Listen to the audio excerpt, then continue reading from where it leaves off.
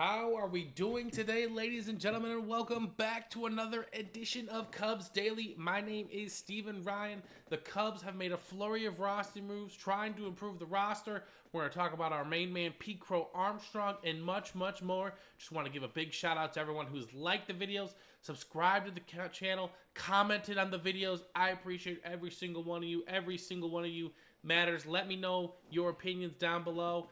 Where will Crow-Armstrong land among the top players in baseball this year? He's currently fourth in WAR overall. It's not even the end of April. He's absolutely sensational, and we're going to get more into that. Let's start off with the flurry of roster moves. The Cubs continue to try and salvage the situation wherever the team is weak. A great record to start the month of April, given the level of competition that this team has played. The Cubs have optioned the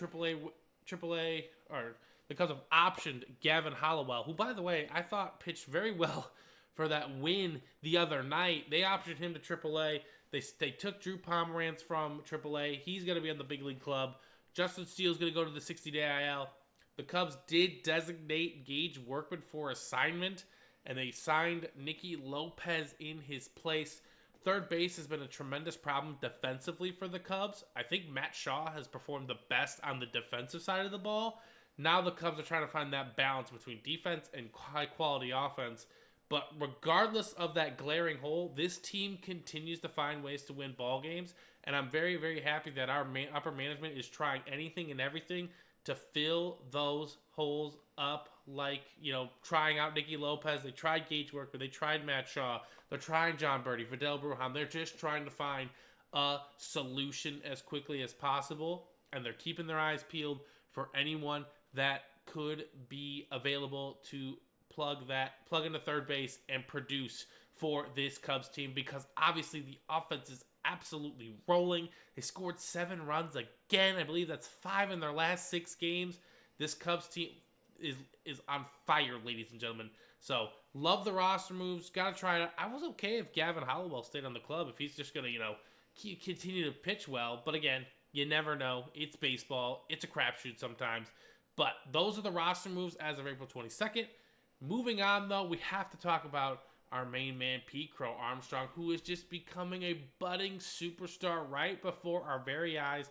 We have to remember, ladies and gentlemen, this guy had over 2 WAR last year, and that was based on defensive capabilities. He started to pick up the offense towards the end of the year, but now he is figuring it out. Look at these last 15 games. This is not even including last night, where he had 2 more stolen bases, another home run, and 3 more RBIs to boot. He's got an OPS over 1,000. He's hitting extremely well. If this is the Crow-Armstrong we're going to get, ladies and gentlemen, he's going to be an 8+ WAR player at minimum.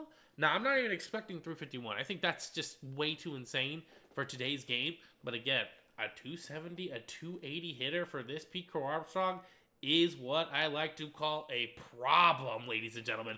Just look at these numbers of the last 15 games. Crow-Armstrong is beginning to figure it out, and that is dangerous for the Major League Baseball. I think the only players with a WAR higher than Crow-Armstrong are Aaron Judge, Fernando Tatis Jr., and I forgot the third one, but obviously with those 2 names, you're just in a class all above yourself. Fantastic play by PCA recently, and I'm excited to continue to watch him grow, because we know what he's going to bring defensively.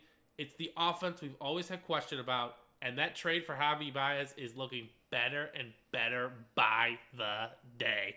And again, shout out to PCA for helping the Cubs to continue to find ways to win ball games, ladies and gentlemen.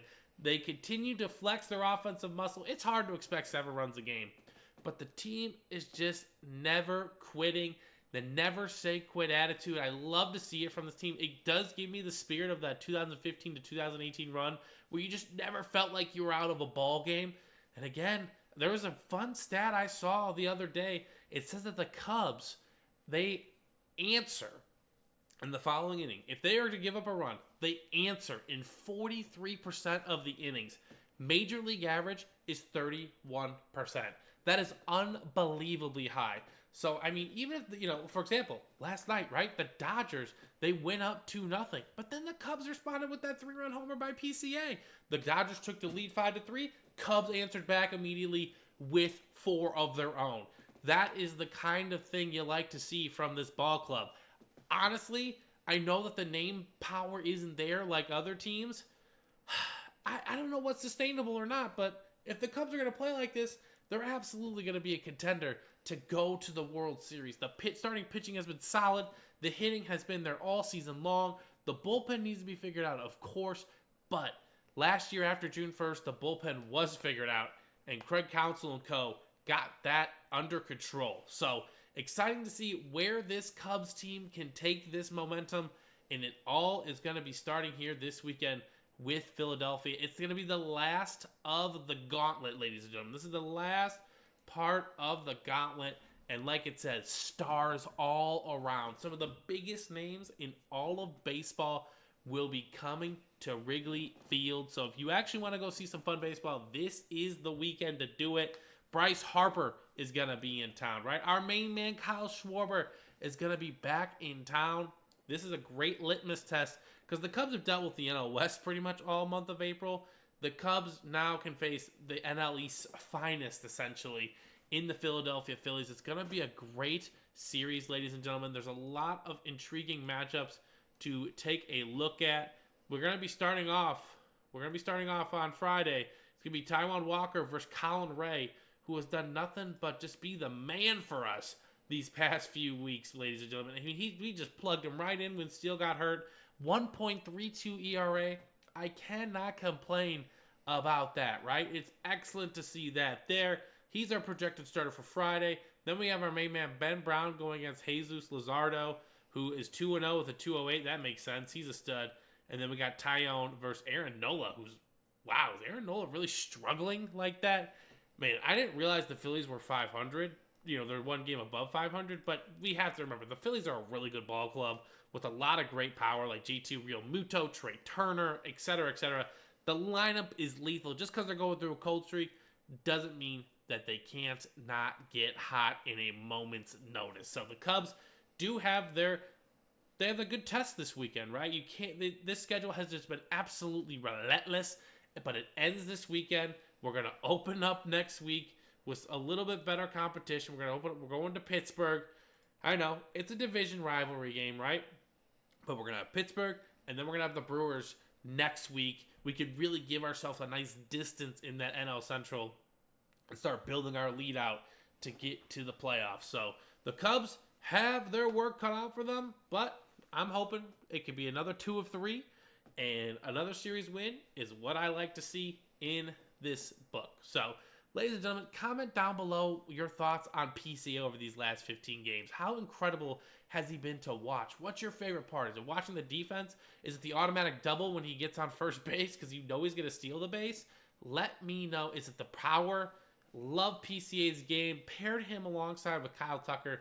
This team is an absolute threat day in and day out. And honestly, as a Cub fan, that's all I truly wanted. I just want to be able to say, every time we go into a game, we have a chance to win, and this team definitely has that. So that's going to do it for Cubs Daily today. I'm going to give a more in-depth preview for the game tomorrow, ladies and gentlemen. So make sure you like the video, subscribe to the channel, and I'll see you tomorrow for more.